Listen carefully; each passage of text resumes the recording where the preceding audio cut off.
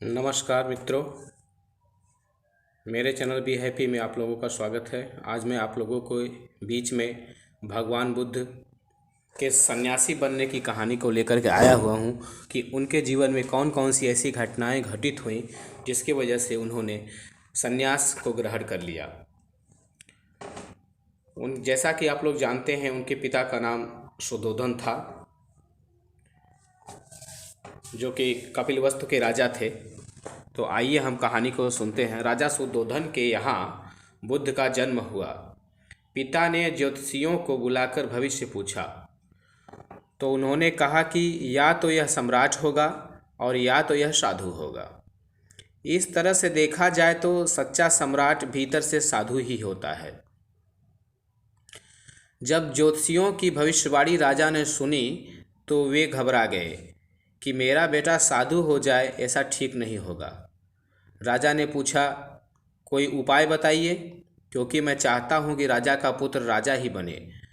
ज्योतिषियों ने कहा कि इसका लालन पालन व पूरा जीवन बड़ी सावधानी में बिताना होगा, अर्थात आपका पुत्र सिद्धार्थ कभी किसी बूढ़े व्यक्ति को न देखे, कभी किसी बीमार व्यक्ति को न देखे और कभी किसी मरे हुए व्यक्ति को भी न देखे। जब तक ऐसा होगा तब तक वे राजा ही बने रहेंगे। अगर ऐसा नहीं हुआ तो वे साधु बन जाएंगे।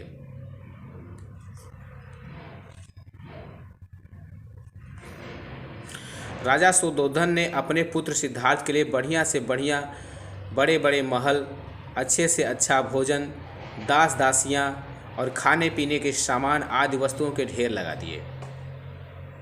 पिता ने पुत्र को सुख सुविधाओं में इतना उलझा दिया कि उसे बाहर का संसार याद ही नहीं आया। शुद्धोधन ने समझ लिया कि अब इतने सुखों के आगे साधु बनने का प्रश्न ही उपस्थित नहीं होता। वे निश्चिंत हो गए।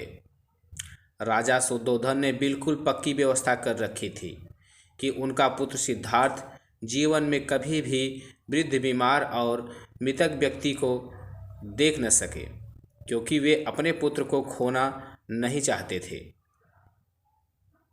सिद्धार्थ का जीवन ऐश्वर्य और सुख सुविधाओं में बीत रहा था।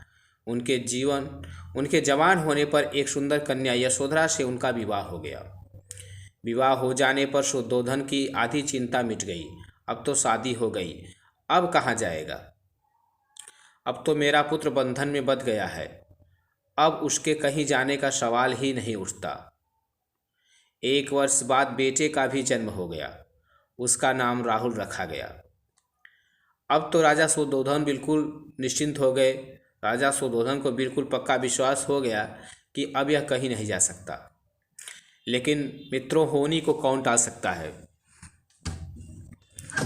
ईश्वर पहले से ही निर्धारित करता है कि किसको अपने जीवन में क्या करना होता है। एक दिन सिद्धार्थ ने कहा कि पिताजी, आज तक मैंने कभी अपनी राजधानी नहीं देखी। आपकी आज्ञा हो तो आज देख आऊं। राजा ने कहा, हाँ हाँ, अवश्य जाओ, अपना शहर देख कर आओ। एक सारथी को भी साथ में भेजा गया कि जाओ राजकुमार को राजधानी घुमा फिरा के लाओ। आप लोग जानते होंगे या सुने भी होंगे, उनके सारथी का नाम चन्ना था, जो बहुत ही ज्ञानी व्यक्ति था।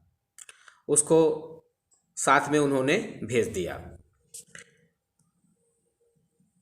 फिर भी राजा ने चाक चौबंद इंतजाम कर रखा था कि कहीं चूक न हो जाए।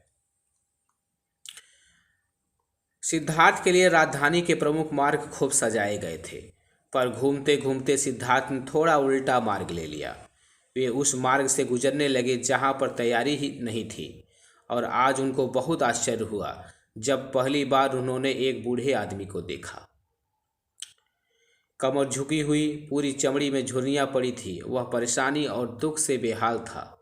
उसकी चाल बहुत धीमी थी। बूढ़े की झुकी हुई कमर को देखकर सिद्धार्थ को एक झटका लगा और सारथी से उन्होंने पूछा, क्या एक दिन मैं भी बूढ़ा हो जाऊंगा?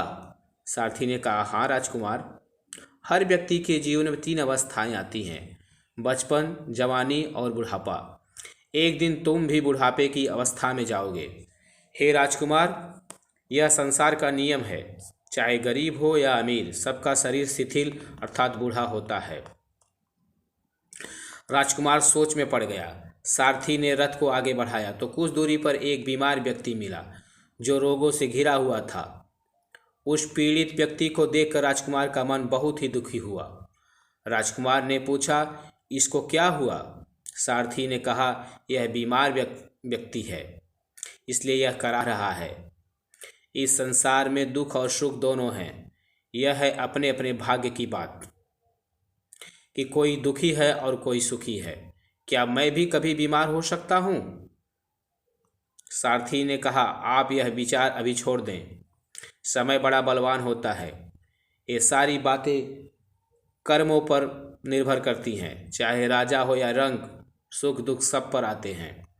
अगर शरीर में कोई रोग आना है तो वह आएगा। यह सब सुनकर राजकुमार सोच में पड़ गया। सारथी ने रथ को कुछ आगे बढ़ाया तो सामने से 4 कंधों के ऊपर एक अर्थी को जाते हुए देखा।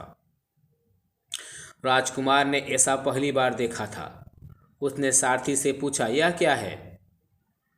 यह आदमी मर गया है, यह मुर्दा है।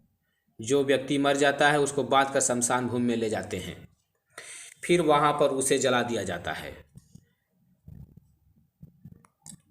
चन्ना के द्वारा इस बात को सुन करके राजकुमार ने कहा, क्या सबको मरना पड़ता है? तो सारथी ने कहा, हाँ, सबको मरना पड़ता है। यह मृत्युलोक है। जो जन्म लेता है उसे कभी न कभी अवश्य ही मरना पड़ता है।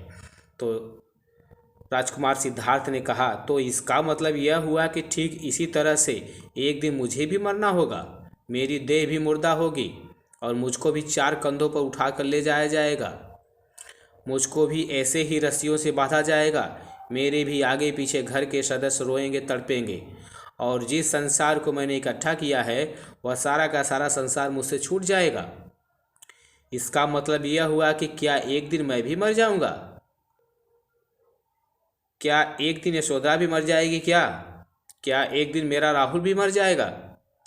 सारथी ने कहा, हाँ राजकुमार, एक दिन मैं भी मरूंगा, आप भी मरेंगे, यशोधरा भी मरेगी और राहुल भी मरेगा, क्योंकि यह सब मरने के लिए ही पैदा होते हैं। मित्रों, वहाँ से वे वापस अपने रथ से अपने राजमहल में आ जाते हैं, परंतु उनके मन की दशा विचित्र जैसी हो जाती है। कहा जाता है कि जो होनी होता है वो होके रहता है, उसे कोई टाल नहीं सकता। सिद्धार्थ का जन्म संसार के दुखों को मिटाने के लिए हुआ था। अतः उस रात सिद्धार्थ सो न सके। सोचने लगे कि क्या संसार में इतना दुख है, रोग है, बुढ़ापा है, और ऐसे में मैं खा पी कर कैसे जी सकता हूँ? नहीं नहीं, ऐसा मुझसे नहीं हो सकता। मुझे खोजना होगा उस तत्व को जो दुख पीड़ा और शोक से रहित हो, जो भय भ्रम और भूल से परे हो, जो अनंत आनंद से भरा हो, जिसे पाकर फिर और कुछ पाने की इच्छा न हो। सिद्धार्थ वैराग्य के शिखर तक पहुँच चुके थे। बस उसी रात को उन्होंने घर को छोड़ दिया। सारथी ने कहा कि नगर की सीमा से दूर ले चलो।